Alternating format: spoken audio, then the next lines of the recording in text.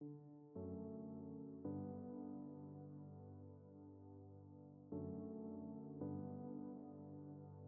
dia, meus irmãos, graça e paz, Deus abençoe o vosso dia.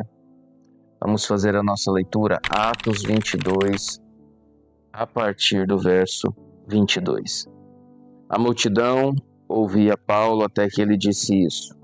Então todos levantaram a voz e gritaram: Tira esse homem da face da terra, ele não merece viver.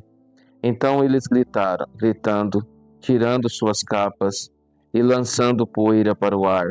O comandante ordenou que Paulo fosse levado à fortaleza e fosse açoitado e interrogado, para saber o que o povo gritava daquela forma contra ele. Enquanto o amarravam, a fim de açoitá-lo, Paulo disse ao centurião que ali estava: Vocês têm o direito de açoitar um cidadão romano sem que ele tenha sido condenado? Ao ouvir isso, o centurião foi prevenir o comandante. Que vais fazer? Este homem é cidadão romano. O comandante dirigiu-se a Paulo e perguntou: Diga-me, você é cidadão romano? Ele respondeu: Sim, sou. Então o comandante disse: Eu precisei pagar um elevado preço por minha cidadania. Respondeu Paulo: Eu a tenho por direito de nascimento. Os que iam interrogá-lo retiraram-se imediatamente. O próprio comandante ficou alarmado ao saber que havia prendido um cidadão romano. Amém.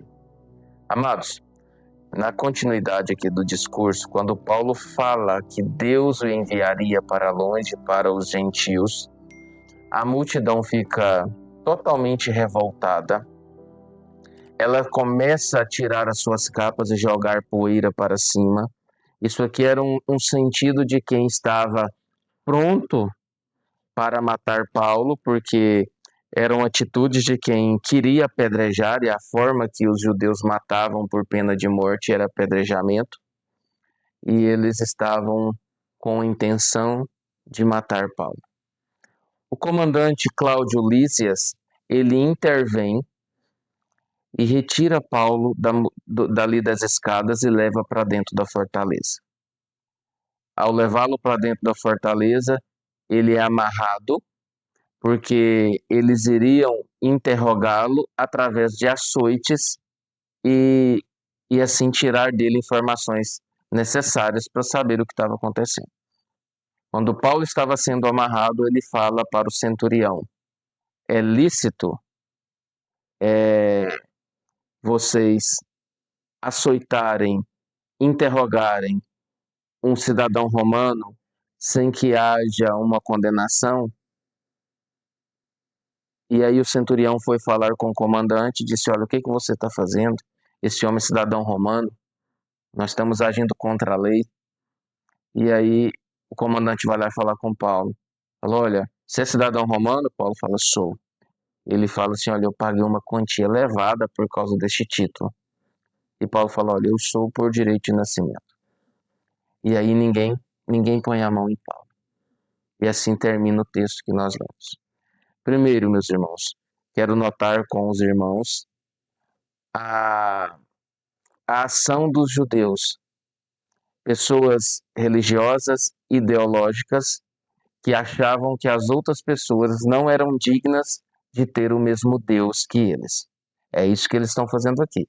Quando Paulo fala dos gentios, eles não aceitam e querem matá-lo. E chegam a dizer que ele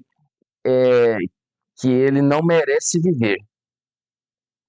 E então, aqui, os judeus, eles tinham repulsa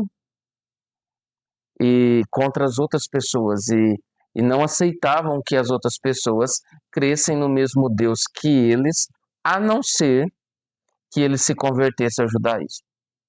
E não é isso que a palavra de Deus nos diz. Nós vemos aqui também um comandante. O comandante ele comandava um exército de mais ou menos 1.000 soldados. O centurião de 100 soldados. Então tinha um comandante e tinha alguns centuriões.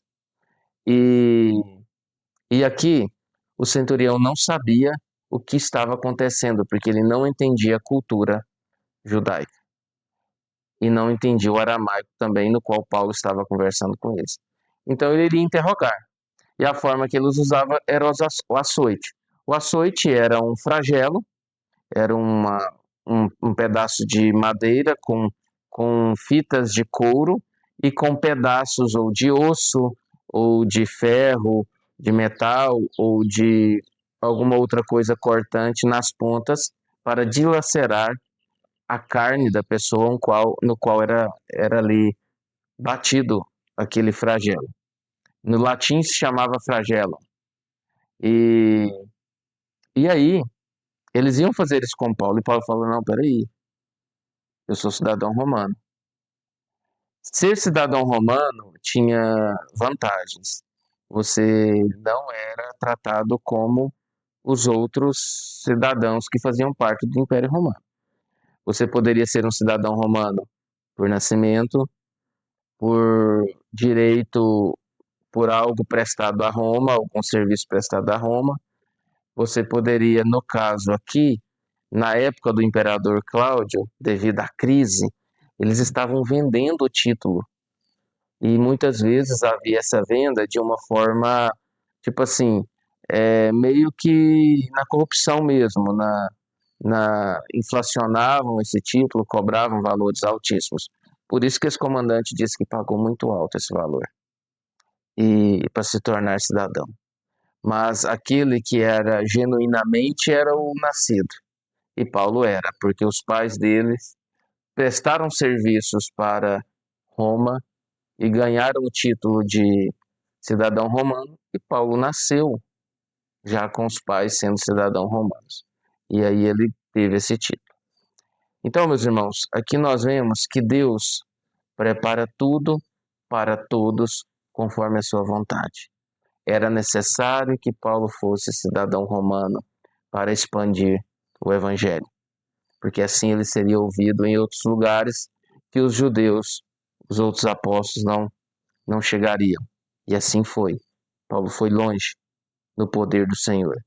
Era necessário que, de alguma forma, os talentos de Paulo, o que ele era, a pessoa dele, fosse usada completamente no evangelho. E acontece aqui.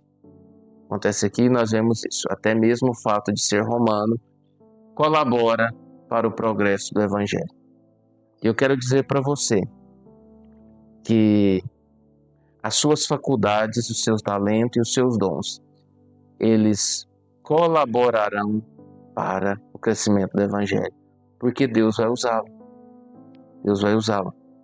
Deus vai usar aqueles ao qual tem um impacto com ele.